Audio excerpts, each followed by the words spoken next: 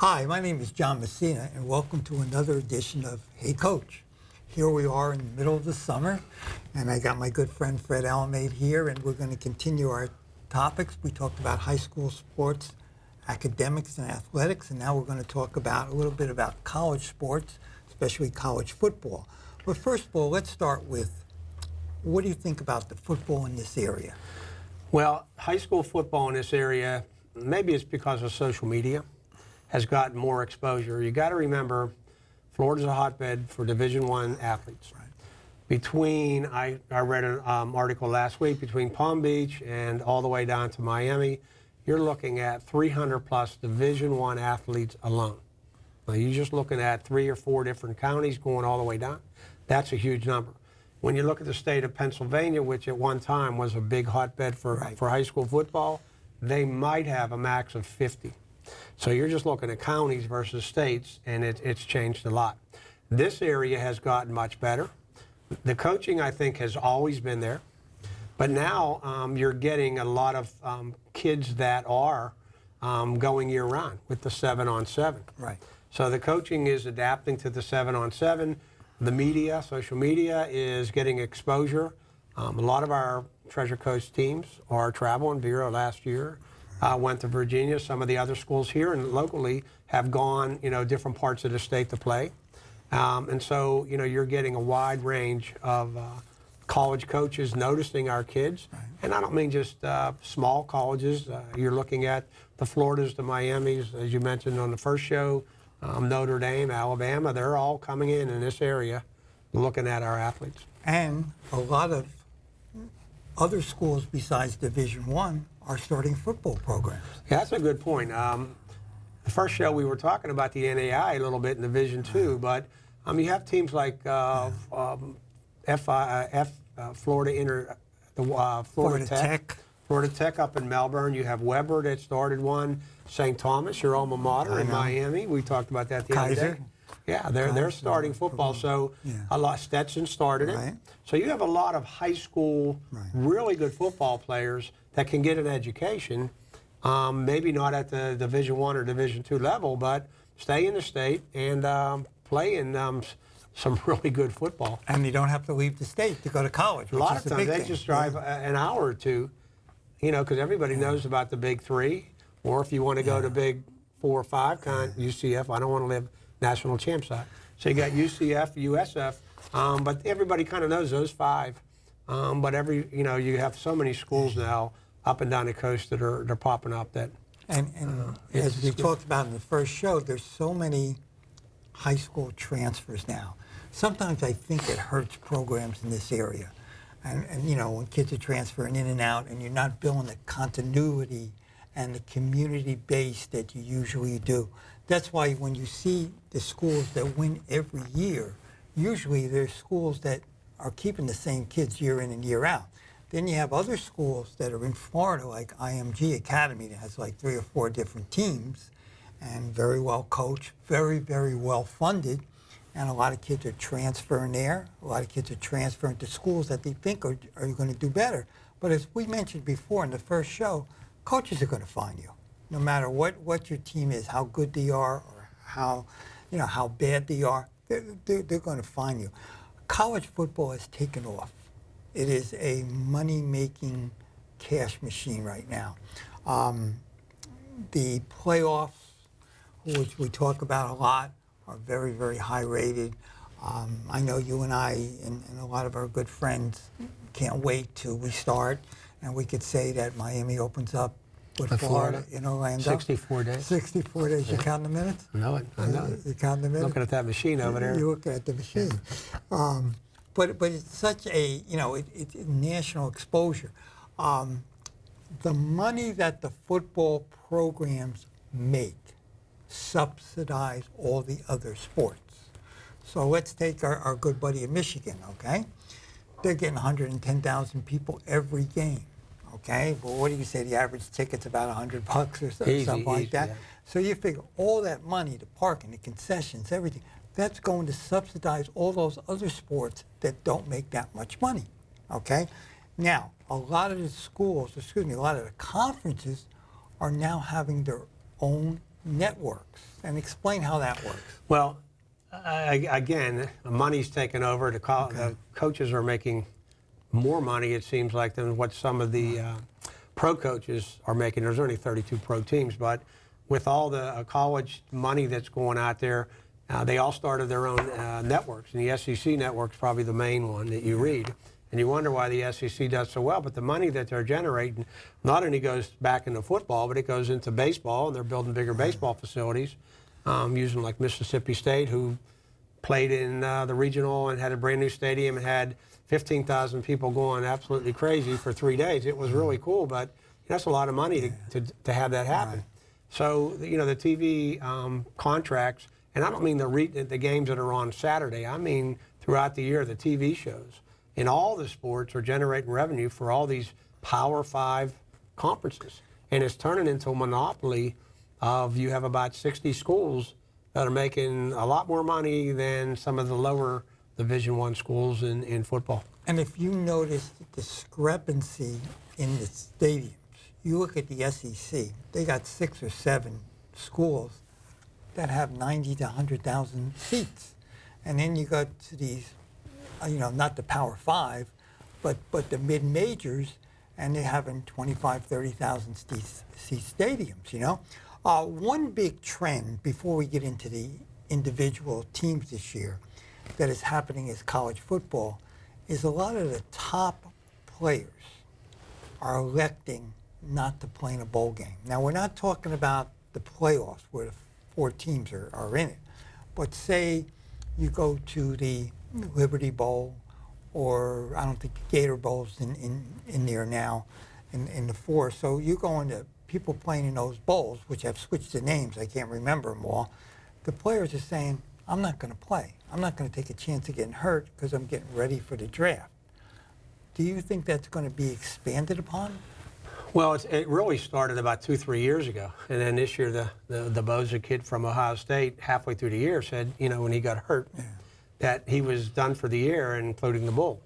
So, we grew up in a system where you played for the fun of it. And you played for your team. You played for the team, and and if you got hurt, you're going to do anything you need to be out there. But now the money is so outrageous, especially if you're not playing Division I for the Final 4 spots. To play, like you said, a quote unquote not a big bowl. Why risk your possible draft? Because the money in the draft in the NFL, even for a 7th round, is so outrageous that it's generational. It can change a whole family's outlook financially. So it's the same mindset as social media, how things spread. Something like not playing in a bowl game, et cetera, et cetera. Look what happened in the NBA with what Durant did. Kevin Durant comes back. They were wondering, is he really hurt, so on and so forth. Lo and behold, he comes back, and now he could put his career in jeopardy with another injury that I think was part of the first injury because he wanted to help his team. So, it's an individual decision, but, less and less time, you're seeing the team factor win out. Do you think that'll ever trickle down to high school? I've seen it trickle down to high school a lot of times. It's not as well known in high school, but, you have a student that maybe got a scholarship in science, in December because they have the early signing now. And in the springtime won't play another sport, baseball or basketball, because they are afraid not only to get hurt, but that they're not working out in their main sport, which is football or whatever. And in the first show we talked about, that's one of the main changes in the last 25 to 30 years is multiple sports that players or the students aren't playing. And sometimes that's the reason, which is a byproduct of the NCAA. And talking about that, for many years, my good friend Dave Currier from West Boca and myself were chairman of the State Academic All-State Committee. And in order to be on that committee, I know you helped me with the applications a lot of times, you had to have over a 3.5, you had to be involved in the community, you had to be involved in other activities besides sports, and you had to play 3 sports or two or more sports for 3 years. When we first started this, probably back around the year 2000, we had 500, 600, 700 applicants. My last year, 3 years ago, we had 180. And it wasn't because of the grades, it wasn't because of the community service. It was because they weren't playing more than one sport, you know? But again, people are seeing this on TV. All right, talking about college football now. And, you know, we just went through where Clemson kind of put Alabama in its place. What do you think for this upcoming year? Well, this upcoming year, again, we got 2 months, so there's a lot of decisions to be made by coaches. But A lot of transfers coming in and out. Well, the portal really helped teams like Miami. We talked about that the first show. Ohio State. Ohio too. State. Yeah. You know, a lot of main pieces got moved around. Right. And one of the things with the upcoming season, and I'm looking forward to, is you have a lot of transfer quarterbacks going to different programs. Jalen Hurst, who left Alabama, now's at Oklahoma. Now, he lost one game in 2 and now years, he's going and to, he leaves. He leaves. You have the kid, Kelly Bryant from Clemson, who lost his job to the freshman who won the national title, so he goes to Missouri. You have the Notre Dame quarterback, Brendan Wishbon, who went to UCF. He went to UCF because of the fact that he lost out to another, the Book kid that plays. So, the quarterback situation changes. And just like the NFL, I think the college quarterbacks really make or break a lot of teams' season.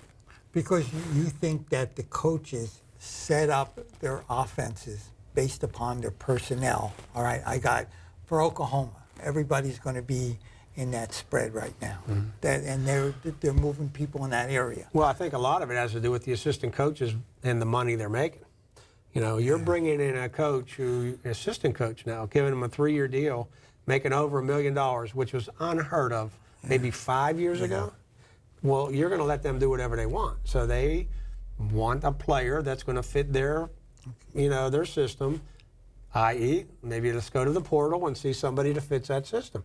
So it's an easy way, when you bring somebody in, that if the existing players don't fit, you can look outside the regular recruiting and go to the portal. So that's our new coach's name, the portal coach, right? Portal, the portal coach. If it helps Miami, I'm all for it. I know you're helping it. And again, 6-7 years ago, this was not happening here.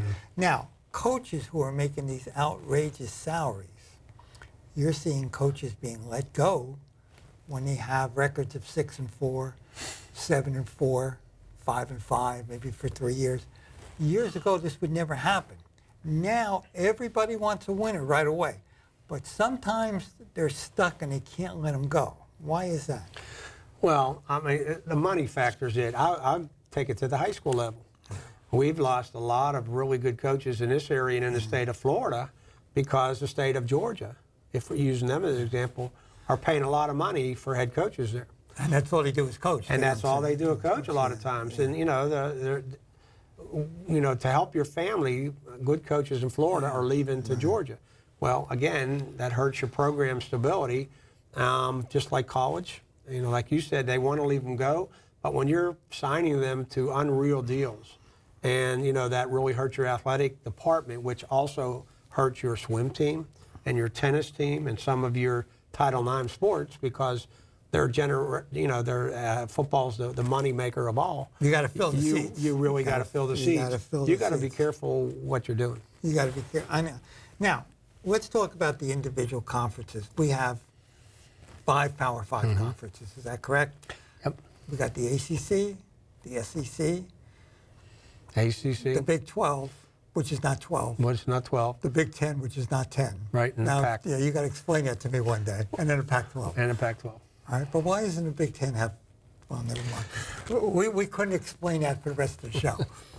Well, what happened when they went to the Power 5, and it could be switched again, because we think down the road things are going to change. The money got in everybody's hands. I mean, when you're looking at teams like West Virginia, who's playing teams in Oklahoma, it gets in Texas. Geographically, it's crazy. The State University of New Jersey, Rutgers, is in the Big 10. So that was directed toward me. Right. That was directed toward you. Now, let's take West Virginia, for example. Why in the world would West Virginia ever want to go play in the Big 12, play Oklahoma, play Texas? There's only one simple reason. It's recruiting. Yeah. They want to go out there, play these people so they can recruit from the Texas area, right? Didn't Dana Holgerson go from West Virginia To a non-Power to a 5 non-Power 5 at school Houston. at Houston because of the fertile recruiting in that area, where he thinks that Houston could be a powerhouse? Well, I think sometimes it's an ego too. UCF's a prime example. We kid about the national champs from UCF, but there's a fertile recruiting ground that is not a Power 5, just like Houston. Houston are the same way. And the coaches are making a lot of money. So, if you're a coach and you're happy at living in UCF, in Orlando at a great university, and you have year in, year out, you're winning 10, 11 games. And you sold out every game. And you're sold out every game, and and your family's enjoying it. Why would you want to go to a Power 5 unless your ego is, I want to win the whole thing? So, a lot of it with coaching is ego, but the money is now spread out pretty well that you can make a real nice living not being in the Power 5 conference as a coach. Now, do you think that it's fair that the Group of 5, which is the next 5 conferences behind the Power 5, teams could win all their games like UCF did and not make it to the playoffs? Do you think that's fair? Well, we talked about that TV generates a lot of it. Now, this is the only sport this can Right, happen in. right. It can't happen in baseball or softball or soccer or basketball. Well, just use NCAA, March Madness as an Right, example. Take some team that, out of the 64 that comes out of nowhere, wins this conference, you have no idea who it is. They're playing one of the top seeds. They keep them close. Everybody's watching the game going, this is great. We can make this into football. But football is a little different, because you're not playing 35 games like they are in basketball. Football takes its toll on players. You don't have that many upsets. You don't have that many upsets. in football. It's have them, it's but not different. the- It's a different animal, and I do think that the Power 5 are always going to rule until they change what you want to call the Power 5. If they bring in other conferences or change it, but everything is TV generating through. It's all money. Through the money. Yeah. So what do you think for this year? Okay, who do you think? Well, you're always going to have Alabama. Okay. My buddy Nick there, he seems to be rolling. Georgia, I don't think is going to be happy until somewhere they can beat Alabama. But then you got Michigan this year. We talked about them in the first show. That Harbaugh has been on the I don't want to say hot seat, but he really hasn't performed like they thought. Now you think about it, their baseball team could possibly play for the championship this year. Their basketball team It's done tremendous. we've over been tremendous, and football is, when they put 100,000 in there, they've won in 10 games, but they haven't done what they thought, meaning beat Ohio State to get to the Final Four. So this could be their year. They have an established quarterback, as is Georgia and Alabama. But so 2 backups transferred out. Transferred out. Again, the portal, and their star running back was declared academically ineligible. Right. So they're deaf on that. But again, that could be another one of the the Big Ten. You still have Ohio State. You got LSU. You got your SEC teams that are always beating each other up. And Clemson's not going anywhere anytime soon. You got Miami that's looking up, but again, nationally, seems like your southern schools are going to be your stronger schools. Why do you think that the Pac-12 and really the schools out west haven't really been dominating the way they did years ago? I just think because of TV, you can take a kid from Los Angeles, a great environment, that maybe on TV saw something in Texas and wants to go play at Texas. Or because of TV, look at Notre Dame. They're the national university. They're always on TV. They got their own, they got their own TV network, TV basically network, on NBC. that's true. But somebody that maybe could play out west at Oregon or something like that now wants to go to Notre Dame. Conversely, you got kids from Florida going to Oregon because they can still be on TV and they just want something different. And talking about TV, we don't have the just Saturday games anymore. Mm-hmm. Now we have, we have the Thursday night games, which are kind of good, but now I think they said there's 31 games on Friday night this year. And again, are they taken away from the high schools playing on Friday nights? Well, I think definitely they're hurting high school because, but it's a money thing. If you can get on TV and you're not a Power 5 team, you want to get on TV. You don't care when it is, whether it's That's true. Tuesday or Wednesday or Thursday. And Friday here, we play a lot of Thursday and Friday varsity games. Yeah. I can tell you now, if you put a good team on TV, it's going to hurt your crowd. Sure And, you it know, is, that sure it hurts the is. money of the high school sports. But, you know, the NCAA has become, and football has become so popular that, you know, it's hard to compete. Do you think football should be separate from all the other sports in the NCAA? Well, I think if they did that, you would hurt all your Title IX sports. I hate to say it, because the revenue that they generate you know, supports everybody else. It's hard to have a self-sufficient program unless your football team is not good. That's why they put the money into it. It's in high school. I've been in high school almost 40 years, and a big part of starting your school year is how your football team does. Sure it does. Whether you like it or not, and it's the culture of your school. I think the tone is set from your football team. Do you have to be the best? No, but if you have a solid team, you have a lot of enthusiasm, it starts your academic year off great, and that sets the tone. Same with football. You know, again, football generates so much revenue that now you can have a competitive softball team. You know, you can have a competitive. You can build the facilities. You can build the facilities. Yeah. Alumni will give money if you're sitting at your job the next day and you're bragging about your alma mater. Yeah. What do you think about the local schools in this area, the big three? Well, I can't say big three anymore because Central Florida's got to be in it. Conceivably, they should be at the top, having the best record the last few years. How do you think each one of those four schools, and, you know, South Florida's in that obviously too, are going to do this year? Well, everybody's kind of come into Florida and taken away the depth that we used to have. Right. So Florida right now looks like they'll be in the top 10, and they got a lot of pieces back together. Miami and FSU kind of, you switch coaches, you always have a problem. But it's that when somebody gets hurt, you have that second or third guy You don't. that Don't can anymore, step in. yeah. Alabama has a second, third, fourth, fifth, sixth guy that can go in there and play. Same with Georgia. The teams that are year in, year out in the last 5 to 8 years that are the better teams are the ones that don't lose the players or have the depth. Even now when they're going pro, they just reload. So recruiting is important, and a lot of people, like I said, is coming down here and took from Florida State, Miami, even Florida, UCF, built a lot of their players from Tampa and Miami, players that might have gone to the other quote-unquote big three, but now they're doing well there. So, you know, TV caused a lot, and playing time is a lot also. And usually, and it's kind of hard to put this into words, when some teams in the same geographical area or same state go up, other teams got to go down. Now you look at UCF has gone up, Florida's back up. What's FSU doing? They're going down. I don't think you ever have all three or all four or all five doing real well at the same time. Because like you mentioned, now the depth is not the same. And now we're having all these other schools, the NAI schools, the St. Thomas, the Stetsons, the Florida Tech, having teams. They might be taking the 50th, the 60th player that would be going to some of these, you know, Power 5 schools.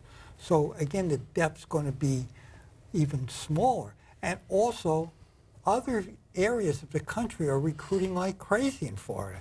I mean, I always remember I was down in Miami when Howard Schnellenberger took over the Miami program and turned it around. And he was on TV one day and he drew a line from North Palm Beach all the way down to the Keys. He says, that's the U territory. Nobody comes in here and takes our kids. And Jimmy Johnson followed it. Now it's so much different. Well, plus you have a lot of coaches in Florida, high school coaches, that are from the Northeast or somewhere else. Right. They come down here, they get jobs. Their connections are in the Northeast or the Midwest. They tell coaches, come on down, I got a player. When there's so many players, you know, it kind of filters out. And if you turn on any Saturday, look at the NFL draft, how many kids from Florida get in the top draft that went to high school in some county in the state of Florida. You turn on any Saturday game and you're watching Iowa State. There's a kid from Florida. You know, we have a lot of local kids, Treasure Coast kids, that are playing all over the country. And how many high school games now are on TV? A lot of high school games are on TV, yeah. All right, so in our 3 or 4 minutes that we have left, give me your predictions. And I'm definitely going to notarize all of this What, for my Final Four? for your Final Four. Well, I'll go to Is- Final Four because you're always going to go with Alabama. And then I think Michigan's going to slide in there this year. You really do? I You think think they're gonna have to beat I Ohio think they'll beat State? Ohio State. I'd like somebody coming out of the SEC, maybe not Georgia. It could be Texas A&M. It could be Florida as that other team, and then Clemson, I think, is going to be the fourth. You're saying that the Big 12, Pac-12, Notre Dame won't get in. Well, Notre Dame has a tough schedule. They go on the road 3 hard games. Yeah. So I think they're going to have a hard time because, they pretty much have to run the table because they don't have to win the conference. So we say it's an advantage, but sometimes it's a disadvantage. I still think until somebody beats Alabama, they're going to be in the top 4. Clemson's got everybody back. There'll be a wild card out of the SEC. When I say wild card, I'm saying somebody, LSU, A&M. It could be Florida. I mean, although I do think that Miami game is going to set the tone for Florida and Miami. Yes. Yeah, that's going to set the tone for both programs. But, they could be a wild card out of the SEC. And then I just think it's Michigan's year. I don't know. It's Ohio State's. I think Harbaugh's 0-7 against them or something, 0-6. So, he's got a pretty favorable schedule. He's got his quarterback back. So. And now your sleeper for the year. Oh, my sleeper. Oh, goodness. I'm going to go with, I don't know if you want to call it a sleeper. I can't pick Miami, guys. Why? Well, While you're thinking, I'll give you my sleeper. And you know what I'm going to say. I'm going to say Army. the Army, yeah. Okay. Last year, I think they finished 11-2. They lost to Duke. They lost to Oklahoma in overtime where they should have won. This year, they're favored in every game except one. Second week of the season. Guess where they go? Michigan. Michigan, yeah. Now, think if they win that game. What a story that would be if they ran the table. Would they get in? Well, again, they're there's a good non-Power question. 5, so Right. I think that'd be, So you're going to keep the United would be a States great- Military Academy that'd out? be a great story, but I don't think it's going to happen. They'll never keep the military out. Yeah, but if you want to sleep, I think Iowa State could be a sleeper. Iowa State? Their coach is really good. I like their coach. They got a lot of kids back this year. It depends on your schedule. And you know who's another one? Texas. No, well, Texas could be out. Texas could be out. But see, now if the Pac-12 gets knocked out for the fourth year in a row, I think the last team's been in was Washington, right? A few years ago, and they got clobbered. I mean, what is that saying? Are they doing something wrong? Because they're not getting the big bucks. Well, there. here's the thing. We're talking about sleep. We just covered the whole country. Yeah. So that tells you what college football's turned into, just a national sport. Well, we're ending our second show there, Fred. I really appreciate you taking your time out of your busy schedule to come visit me down here at the show. And we'd like to thank everybody and hope everybody has a great summer and welcome to another edition of Hey Coach.